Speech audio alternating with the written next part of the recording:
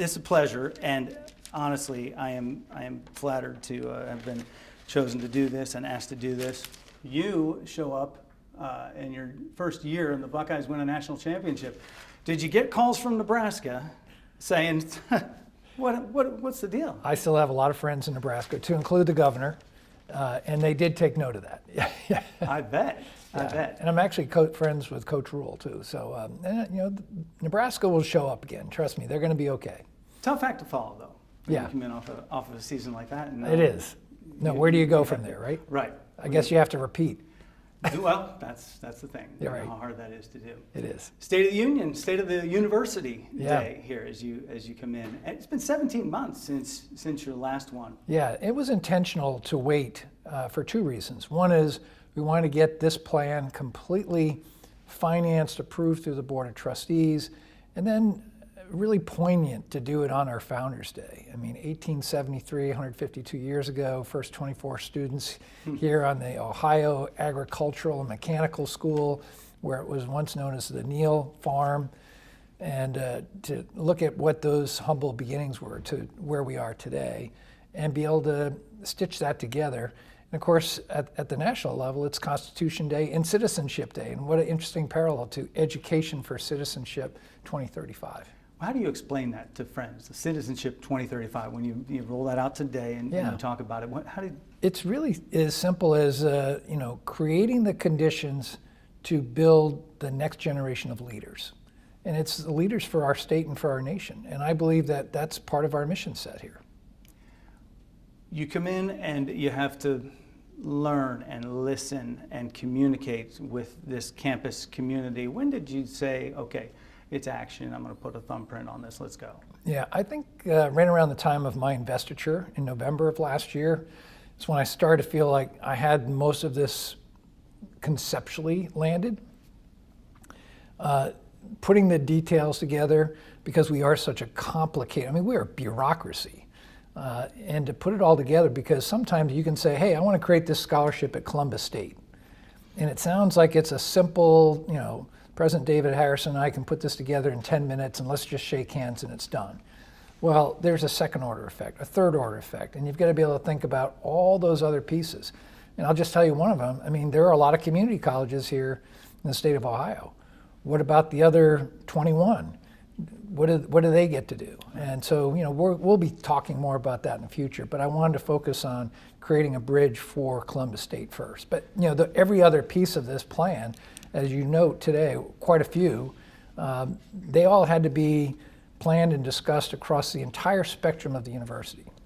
When you talk about the plans for the future, how do you raise the confidence in Ohioans that college education is worth the money and the time? Well, Ohioans are no different. In fact, they're probably the best cross-section of America, and I know people have talked about that for centuries. I think that Americans and Ohioans have told us cost of college is too high.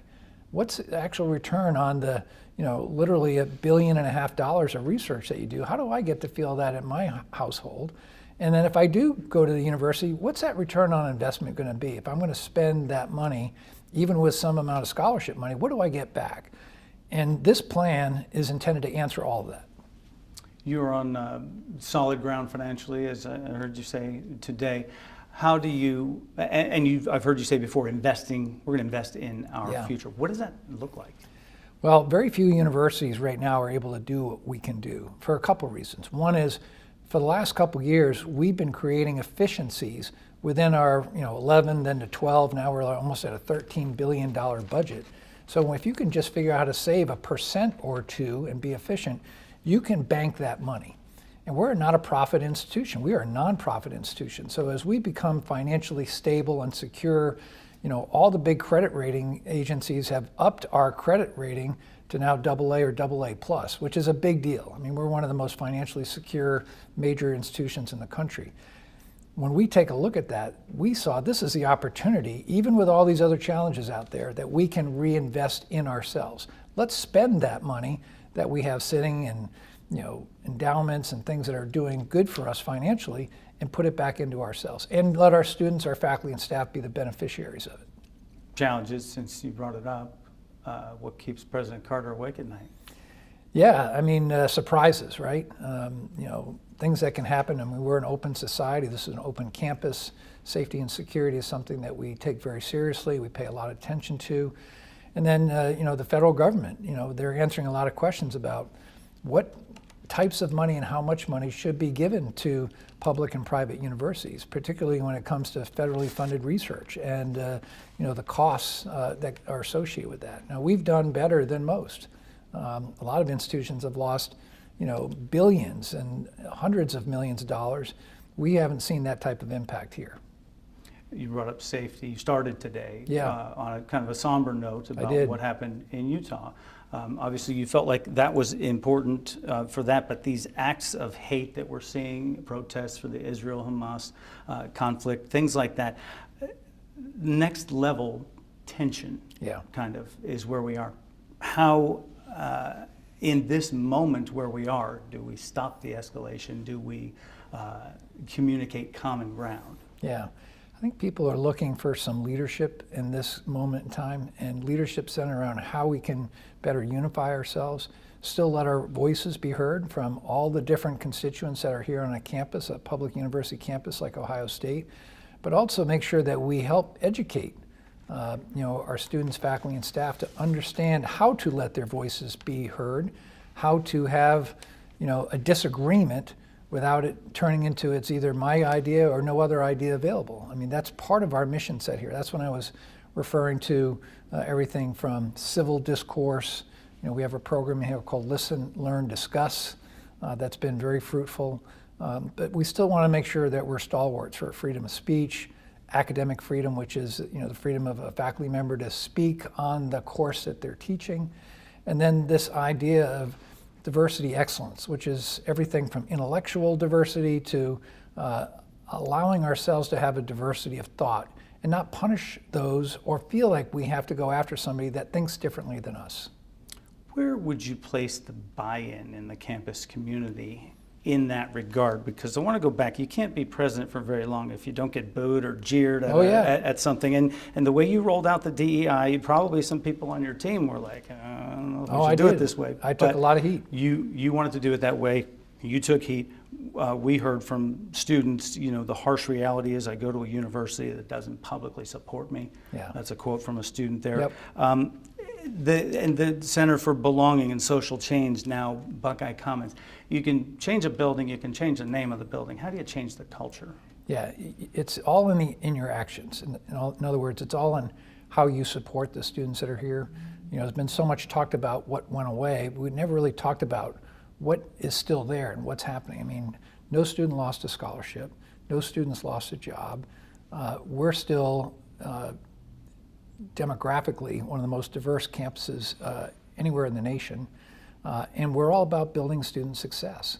So what has replaced Center for Center for Belonging and Social Change, and even the Office of Diversity and Inclusion, are success programs. So success for faculty and staff to attract them and retain them, and then Buckeye Commons is a part of it, but really what it is about creating programs that will make students feel welcome and make sure that they're all successful, not just the marginalized groups.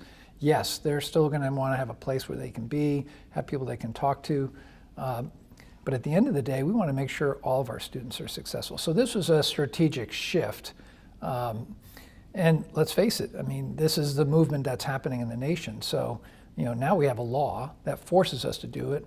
We made that call right before the law was signed into action, but knowing that it was there, it gave us some freedom of maneuver to strategically make ourselves go to that next space.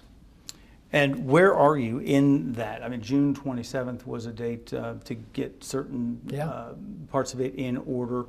Is everything in place? Where does that stand? Yeah, we're fully implemented. We got everything wrapped up over the summer, a lot of hard work by my staff.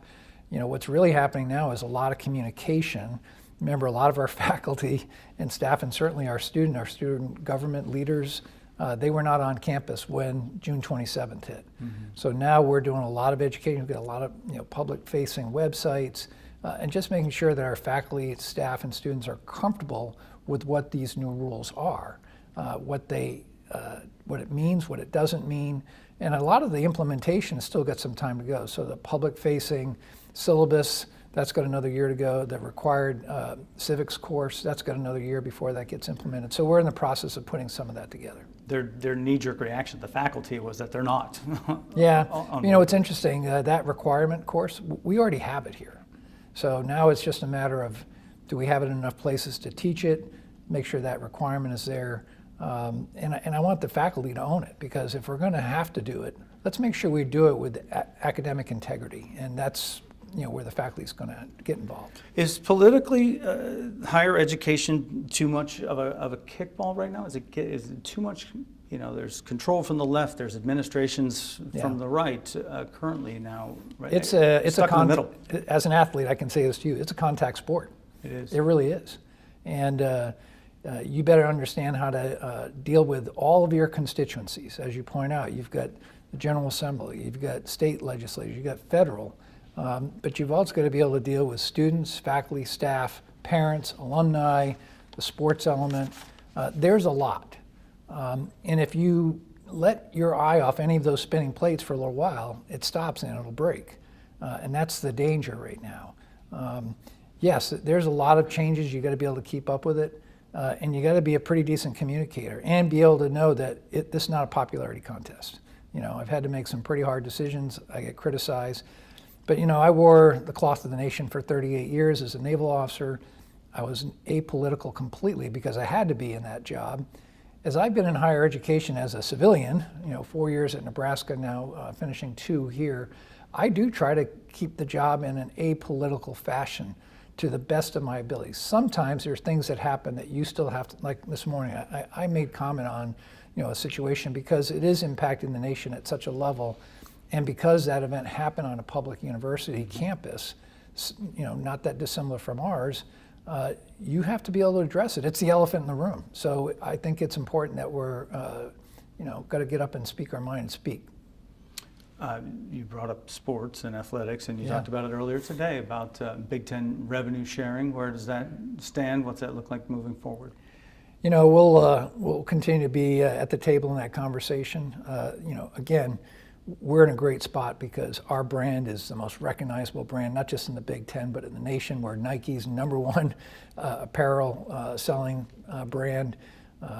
You know, when our team's on TV, it's the game most fans watch, even when we're playing just a local team. Mm-hmm. So, you know, the future of where we are in terms of you know, being the Big Ten, all the revenue share, media rights, it's still going to be a very positive story for Ohio State. There's a rising tide lift all ships. Yeah, that's right. Reference with that. I knew you would appreciate that. I did. The academic success of the sports programs is something I know you're proud of. Yeah. As well. You quoted 1,000 out of 1,000. You know, the only university in the country. Yeah, isn't that amazing? And we have, I think, 6 or 7 other sports programs that also have a perfect, you know, academic progress rate. We have some sports that have 100% graduation rate of every athlete. And yet, you know, we're 5-time national champions in a row in pistol. You know, our spirit and dance teams are returning champion. Our women's hockey team's been in the national final 4 years in a row, won 2 of them. Our men's hockey team played in a Big Ten championship last year and got to the NCAA tournament. How about our lacrosse team? First time ever, Big Ten champions. And, you know, it's kind of funny. I think that game actually hurt us because when Notre Dame came in, they didn't have to play in something like that, and they were fresher. But, you know, our athletes are amazing. They not only compete, but I'm just really proud of what they do in the classroom. And I know you're proud of the faculty and the fundraising and the grant efforts that go on, and the research that goes on. It does my heart good to come back in town after being gone for a while and see Pelotonia on a building. Isn't that amazing? Instead of just going for a ride in August for 2 days. Yeah, you know, no, they've been great partners. And when I talked about being a cancer-free world, they will be a significant reason why that happens because of the type of money that they raise and the awareness that they bring. When you look forward and you think about what you've done in the past, what's harder, commanding a nuclear-powered aircraft carrier or commanding Ohio State University? Oh, there's no question. Ohio State's way harder. At least I knew how to operate the nuclear reactors, and I knew how to get the ship from point A to point B. And you know, I wish every American could have a chance to spend a day on an aircraft carrier and see the type of teamwork that happens when a ship like that's at sea, and the launching and landing of airplanes. It's really a sight to behold. But in reality, this is a way more complicated organization. You know, when you think about 66,000 students, 8,500 faculty, 630,000 alumni who care passionately about this place. And then let's take it one step further. Buckeye fan mania.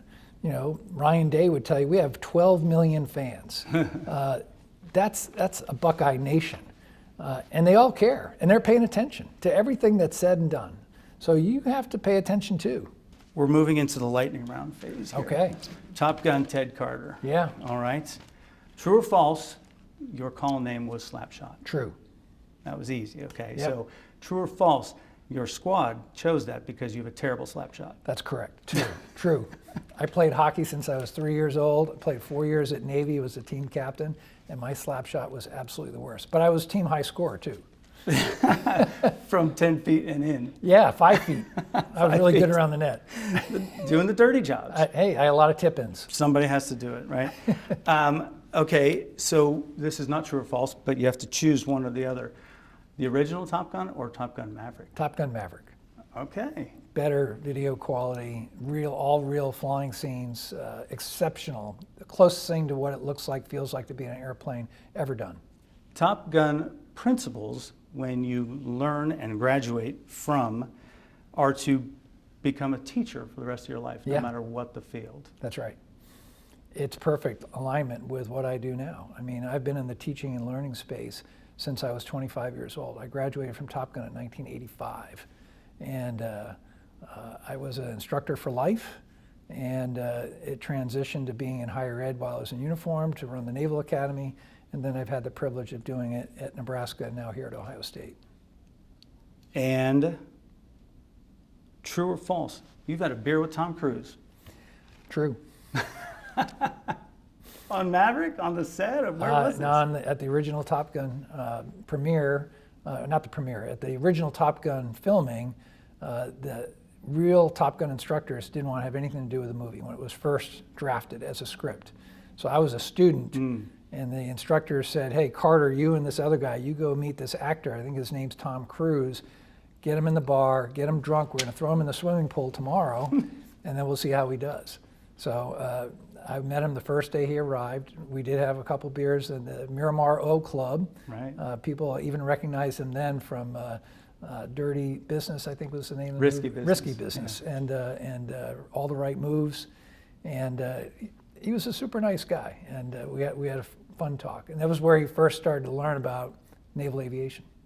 Extra credit from Burrillville, Rhode Island, okay, where you went to have a high school gym named after you, okay? Yeah. The interview sitting across from you went to the University of Rhode Island. True or false? True. It is! Bonus. Bonus. I appreciate the time.